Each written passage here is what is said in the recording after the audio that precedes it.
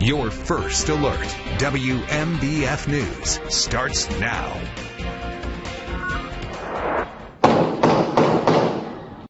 Newly released documents are giving us new insight into what may have led up to a deadly officer-involved shooting in the spring here in Myrtle Beach.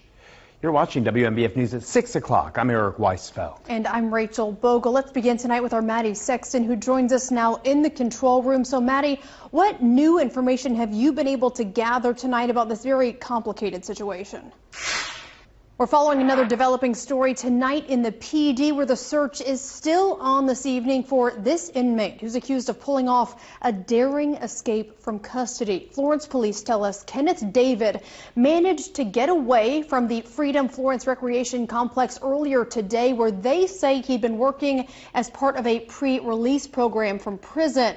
Officers tell us they don't think he's violent, but they are still urging you to call 911 right away if you happen to spot him. We're going to let you know when officers do take him back into custody through the free WMBF News app, which you can download by scanning that QR code on your screen. It'll send you up-to-the-minute push alerts to your phone, keeping you in the know on all of the stories we're covering from the comfort of your own home. Again, scan that QR code or search for WMBF News in your app store.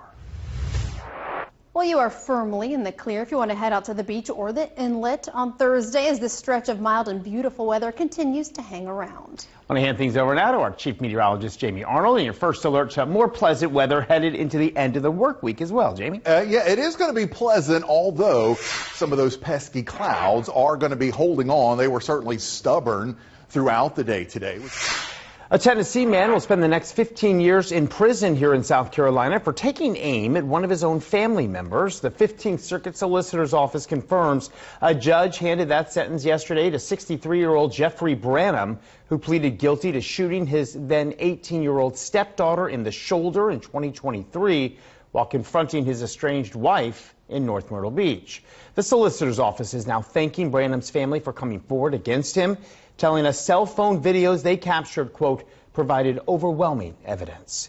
Also headed to prison from Horry County is this admitted sex offender. The Solicitor's Office says a judge handed a 40-year sentence to Leisha Smith yesterday when the 36-year-old pleaded guilty to sexually assaulting two separate people. We are told that she'll have to serve out the entirety of that sentence, as her crimes are considered violent and serious offenses and do not carry the possibility for parole. A weekend standoff in North Carolina has landed a 46-year-old in jail tonight. Robeson County deputies arrested Adrian Mabe Sunday, about 5 hours after they say he shot a woman and barricaded himself inside a home along East Robeson Drive in Lumberton. Mabe is now being held without bond, charged with attempted murder in the first degree. Staying in North Carolina, authorities want you to keep your eyes peeled tonight for this person. Try and get a good look here. Laurinburg police tell us the man pictured here may know something about an August 21st shooting, but they have yet to specify exactly where it happened and whether anyone was hurt. We are still waiting to get those answers and working to get those answers. In the meantime, though, if you recognize this man, again, you are urged to reach out to police. It was really hard. It was really scary. An Horry County mother is sounding alarms tonight about a social media trend she says nearly took her child's life. Yeah, the mom you just heard from wants to keep her identity a secret, but tells us her 13-year-old daughter overdosed last week on Benadryl after learning on TikTok that the allergy medication could get her high when taken in large doses. Her mom is now working to raise awareness among other parents, telling them to keep closer eyes on any drugs their kids are taking, no matter how harmless they may seem.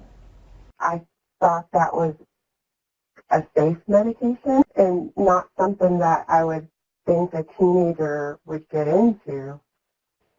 I just don't want any other parents to have to go through this.